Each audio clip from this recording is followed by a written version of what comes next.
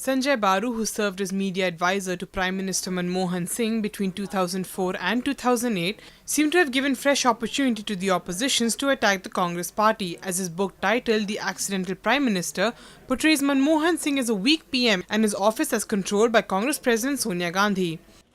On the other hand, a new book from former Coal Secretary P.C. Parakh has added fuel to the fire.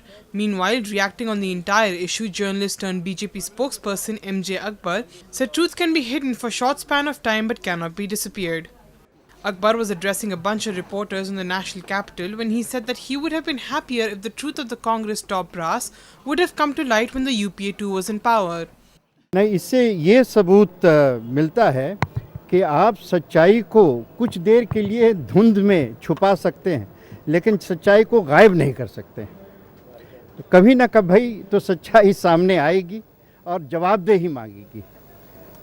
मुझे अगर थोड़ा सा अफसोस हो रहा है तो इस बात का कि शायद इस सच्चाई को जब ये पावर में थे, जब ये ऑफिस में थे, जब ये हुकूमत में थे, तब अगर इस बात को अगर दो के सामने लाते तो शायद देश का ज़रा भला होता है, लेकिन देर आए दुरुस्त आए, अच्छी बात। Meanwhile, in the memoir titled Crusader Conspirator, Coalgate and Other Truths, former Coal Secretary P.C. Parakh wrote that Prime Minister was unable to prevent his own junior ministers from blocking a move towards a more transparent system of bidding for coal blocks. However, Parakh's book also says that it must be said to the credit of the Prime Minister that at no time did the Prime Minister's office make any recommendations or exert pressure in favor of any party. This report was brought to you by NNIS.